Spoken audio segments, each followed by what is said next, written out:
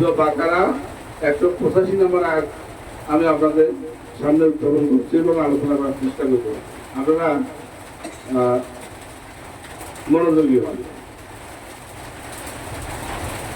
রমজান মাস হলো সেই মাস যাতে নাযিল করা হয়েছে কোরআন, যা মানুষের জন্য হেদায়েত এবং সত্য পথ, যাত্রীদের জন্য শ্রেষ্ঠ পথ নির্দেশন আর ন্যায় ও অন্যায়ের মাঝে পার্থক্য বিধানকারী। কাজে তোমাদের মধ্যে যে লোক এই মাসটি পাবে সে মাসে রোজা রাখবে, আর যে লোক অসুস্থ কিংবা মুসাফির অবস্থায় থাকবে সে অন্য দিনে গণনা পূরণ করবে। আল্লাহ তোমাদের জন্য সহজ করতে চান, তোমাদের জন্য জটিলতা কামনা করে না, যাতে তোমরা গণনা পূর্ণ করো এবং তোমাদের হেদায়েত দান করার দরুন আল্লাহ তাআলা মহত্ব বর্ণনা করো, যাতে তোমরা কৃতজ্ঞতা স্বীকার করো। এটা হচ্ছে তরজমা। আর আমি এখান থেকে যেটা আলোচনা করতে চাচ্ছি, এখানে বলা হয়েছে শাহরু রামাদান। এখানে কিন্তু রমজান শব্দ নেই, রামাদান। রামাদান থেকে রমজান, রামাদা আরবি থেকে রমজান শব্দটি এসেছে। নাল্লাযী উযিলা ফীহিল কুরআনু হুদাল, এখানে কিন্তু কোরআনের কথা বলে নাই, এখানে কোরআনুল, তাই না? কোরআন আর কোরআনুল কিন্তু এক নয়।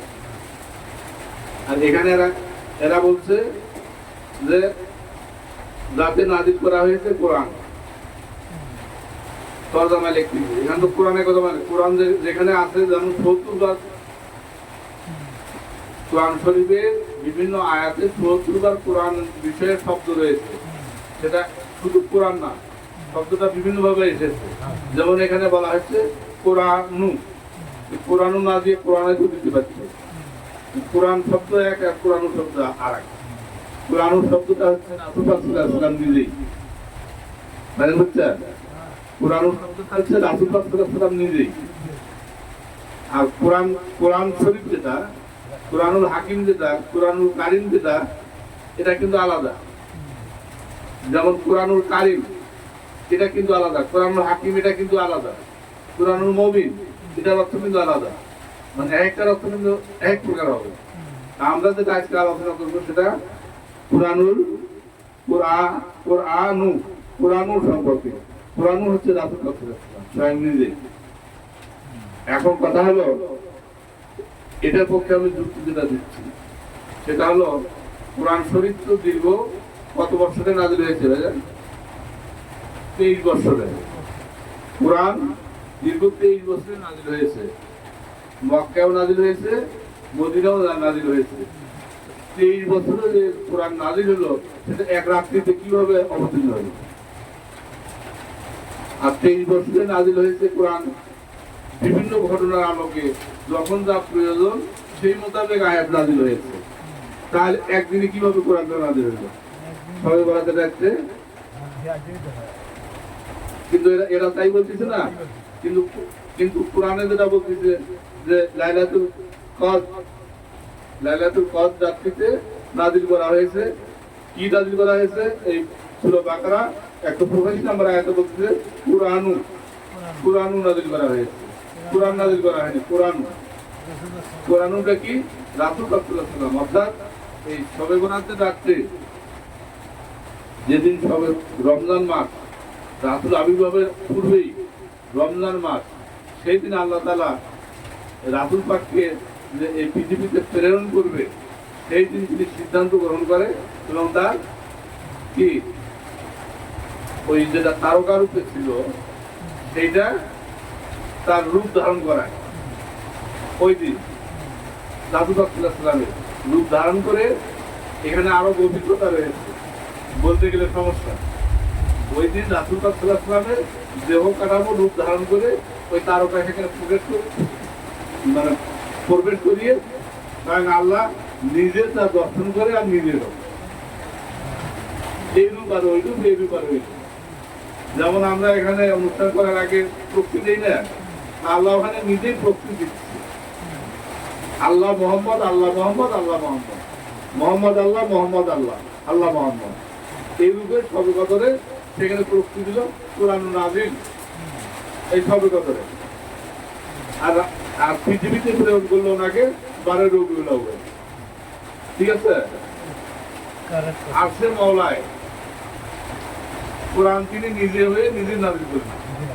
এই সেদিন ছিল সবে কদর, মানে 27 রমজান।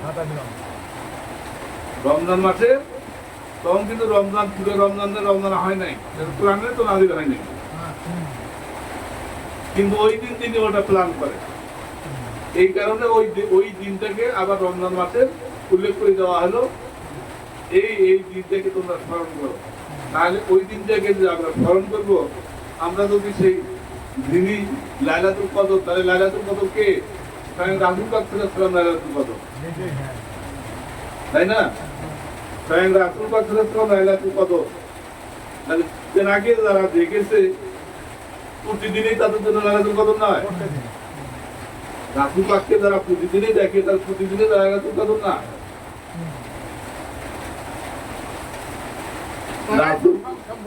রাসূল কার মধ্যে বিরাজ করে?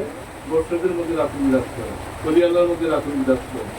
যারা ওলি আল্লাহকে দেখে সর্বদাই তাদের জন্য লাইলাতুল কদরের হকিকতে লাইলাতুল কদর। ঠিক আছে, এখানে তাই বলছি, আমরা বুঝতে ভুল করি।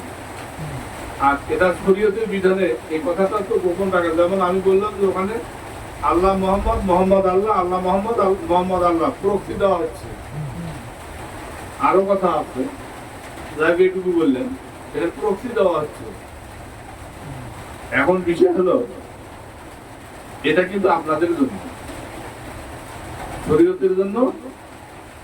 যেমন আমানু যারা কোরআনে বলতেছে, হে আমানুগণ ইহা করো ইহা করো, হে মুমিনগণ মুসলমান না হয় কবরে আসবে না।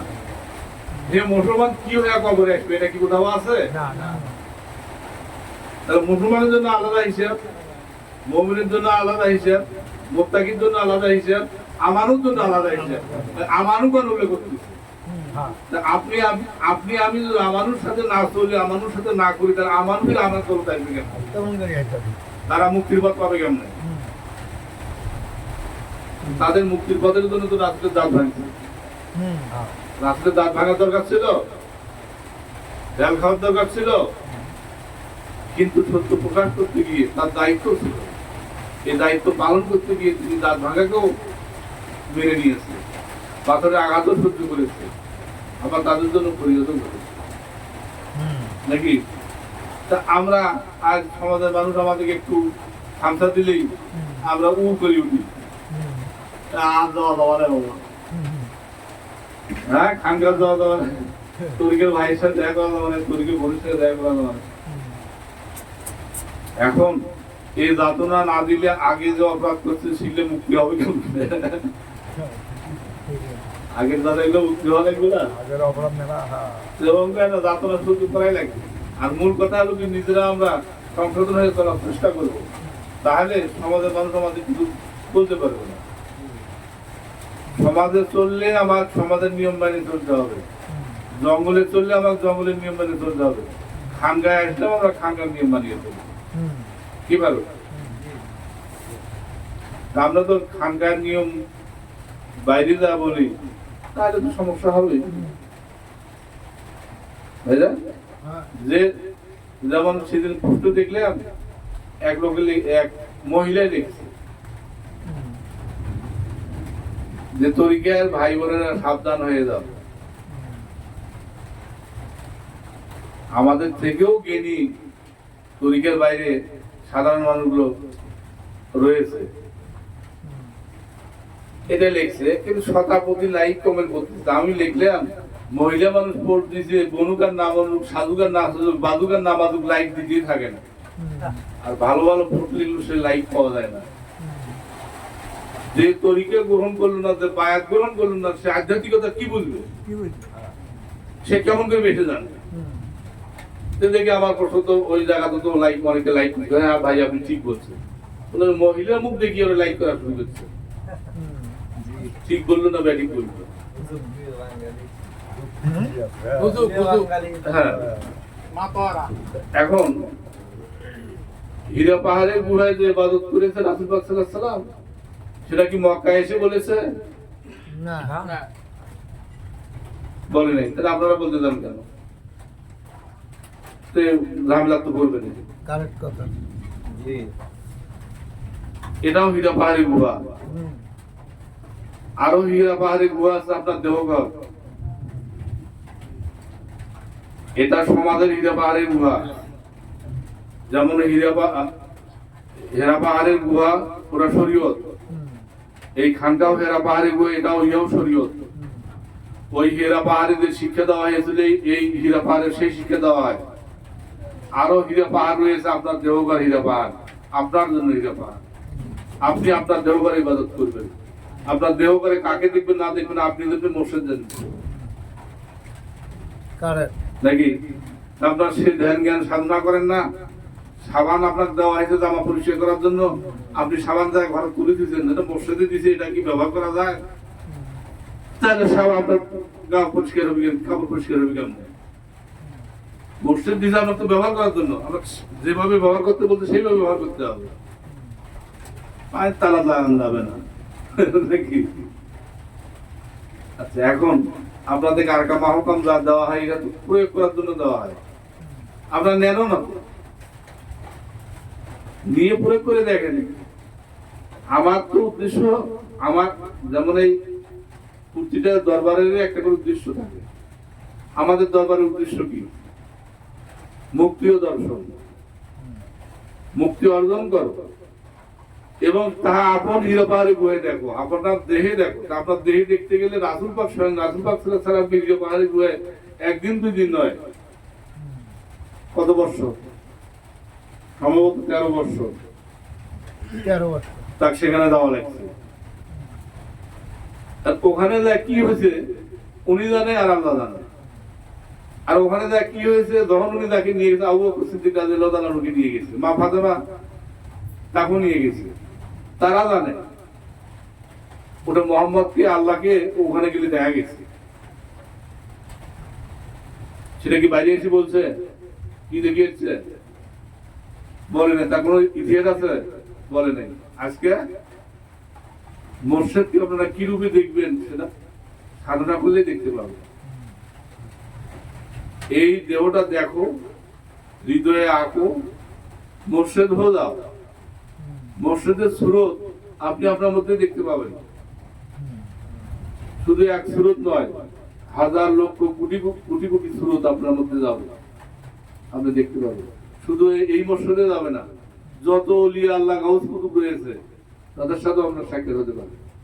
তারাও আসবে বিভিন্ন সুরত ধারণ করে, যদি আপনি পরিপূর্ণ অর্জন করতে পারেন, যদি আপনার মোর্শেদ ঠিক থাকে আর যদি আপনি ঠিক থাকেন। তা আমার কথা হলো নগদের ইবাদত করো, বাকি কিসে বাকি? হ্যাঁ, সমাজে বাকি ইবাদত করবে, কিন্তু আমরা তো ইবাদত করতে জানি না। তাহলে নগদ হয় কেন? মুক্তি তো হবে, প্রায়শ্চিত্ত, কারো প্রায়শ্চিত্ত হয়ে মুক্তি হবে, কারো প্রায়শ্চিত্ত ছাড়া মুক্তি হবে।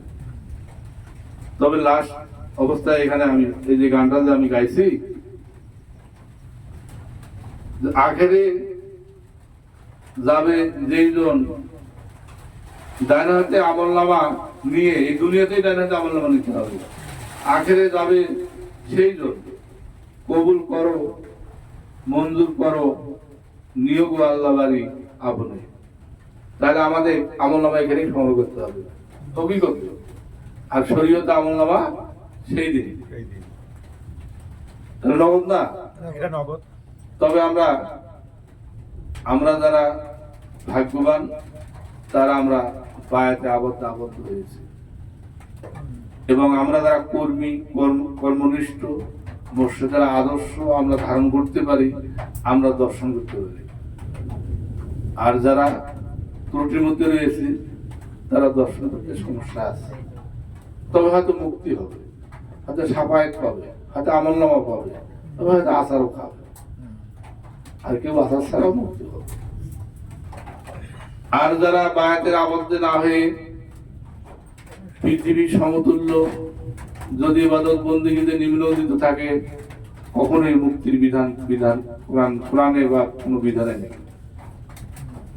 তারা সমাজে ভালো মানুষের প্রতিষ্ঠা লাভ করতে পারে। কিন্তু আল্লাহর কাছে তারা, আল্লাহ বলছে যে আমার না হয়ে তুমি হাজার মানুষকে সান্নিধ্য অর্জন করো, আমার আল্লাহ তো দায় আসে না। আমার মনোনীত একজনের যদি তুমি সান্নিধ্যে আসতে পারো, আমি আল্লাহ তাদের খুশি থাকি। কোরআনের কথা। কোরআনে আমরা নিশ্চয়ই ভাগ্যবান, আমরা যারা এই রাত্রিকে স্মরণ করে আমরা উপস্থিত হতে পেরেছি, আমরা নিশ্চয়ই ভাগ্যবান। যারা আমরা বায়াত গ্রহণ করেছি বিশ্বসনী মিশন সুলতান আরিফিন দরবার শরীফে, হয়তো বিভিন্ন কারণে আসতে পারেনি, আমরা তাদের জন্য দোয়া করি, তারাও যেন পরবর্তীতে এভাবে, এবং যে আলোচনাগুলো হলো এই আলোচনা তো তারা পাবে না, তবে আমরা তাদের দেওয়ার চেষ্টা করি। মূলত সর্বকথা আমরা সর্বকথা প্রতিদিন অর্জন করতে হবে, খুবই তো। তবে শুধু দেখা করলে হবে না, তারা আর আহ্বান ভালো। মোর্শেদের কাছে আপনি কি নিবেন? মোর্শেদ যদি আপনাকে দেয় কিছু, তা আপনি পালন করার চেষ্টা করবেন, নেওয়ার চেষ্টা করলে বোঝা হয়ে যাবে। আচ্ছা, এখন